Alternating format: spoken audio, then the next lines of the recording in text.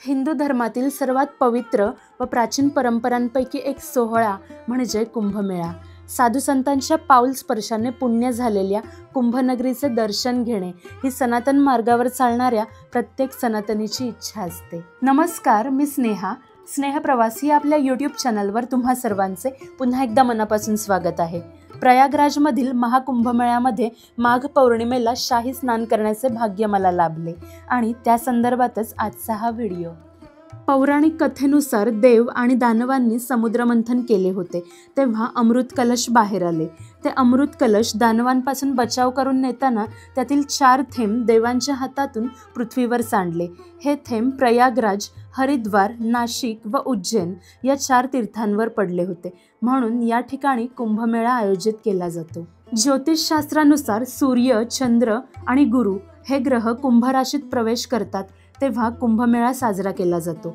दर 3 वर्षांनंतर एकदा अशा पद्धतीने 12 वर्षांच्या काळात प्रयागराज, उज्जैन, नाशिक, हरिद्वार या 4 वेगवेगळ्या तीर्थक्षेत्री पूर्ण कुंभमेळे भरत असतात। दर 6 वर्षांनी हरिद्वार व प्रयागराज येथे अर्ध कुंभमेळा भरतो। 12 पूर्ण कुंभमेळ्यांनंतर तब्बल 144 वर्षांनंतर प्रयागराज येथे महाकुंभमेळा भरतो। महाकुंभमेळा हा दुर्मिळ असा सोहळा असतो, कारण 144 वर्षांतून एकदा हा महाकुंभमेळा साजरा केला जातो। 13 जानेवारी ते 26 फेब्रुवारी 2025 दरम्यान प्रयागराज येथे हा महाकुंभमेळा भरला आहे। प्रयागराजला पोहोचताच संध्याकाळी अरहल घाट व दुसऱ्या दिवशी सकाळी गंगा, यमुना व अदृश्य सरस्वती नदीचे संगम होते। अशा त्रिवेणी संगमावर शाही स्नान करण्याचे भाग्य आम्हाला मिळाले। प्रयागराजला कुंभमेळ्यासाठी यायचे असल्यास सध्या बाय रोडचा पर्याय सोयीस्कर आहे, कारण ट्रेन्स, फ्लाईट सर्व ऑलरेडी फुल आहेत। त्यामुळे तुमच्या प्रायव्हेट व्हेकलने तुम्ही प्रयागराजला येऊ शकता। असे म्हटले जाते, कुंभमेळ्यात शाही स्नान केल्यामुळे आत्मशुद्धी होते, पापांचा नाश होऊन मोक्षप्राप्ती होते। रोजच्या जीवनात अगदी लहान मुंगी मारण्यापासून अनेक लहान मोठी पापे आपल्या हातून कळत नकळत घडत असतात। त्यामुळे प्रत्येकाने आयुष्यात एकदा तरी कुंभमेळ्यामध्ये पवित्र स्नान केले पाहिजे। प्रयागराज कुंभमेळ्यामधील आपले शाही स्नान श्री बडे हनुमानजींचे दर्शन घेतल्यावरच पूर्ण होते। आंघोळीनंतर संगमच्या या बडे हनुमानजींचे दर्शन घेतले नाही तर स्नान अपूर्ण मानले जाते। या मंदिराचे वैशिष्ट्य म्हणजे श्री हनुमानाची झोपलेल्या स्थितीतील मूर्ती। मंदिराच्या गर्भगृहात असलेली ही मूर्ती सुमारे 10 फूट खाली आहे। दक्षिणमुखी असलेली हनुमानजींची ही मूर्ती 20 फूट लांब आहे। बडे हनुमानजी, लेटे हनुमानजी, किल्ले हनुमानजी, दमवाले हनुमानजी अशा अनेक नावांनी हे हनुमान मंदिर ओळखले जाते। महाकुंभमेळ्यासाठी आलेल्या भाविकांसाठी पर्यटन स्थळ म्हणून शिवालय पार्क उभारण्यात आले आहे। महादेवाची 12 ज्योतिर्लिंगे आणि विविध प्राचीन शिव मंदिरांच्या प्रतिकृती या ठिकाणी आपल्याला पाहायला मिळतात। नेपाळमधील पशुपतीनाथ मंदिराची प्रतिकृती देखील इथे आपल्याला पाहायला मिळते।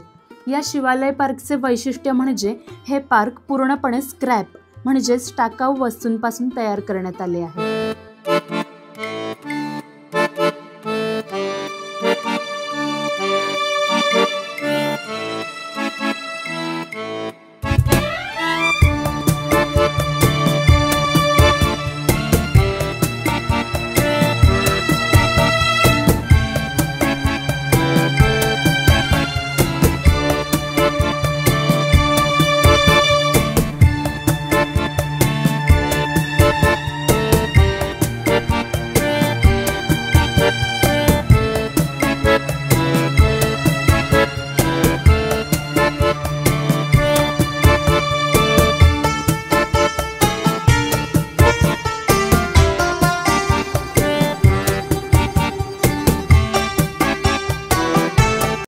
हा भला मोठा नंदी विशेष लक्ष वेधून घेतो।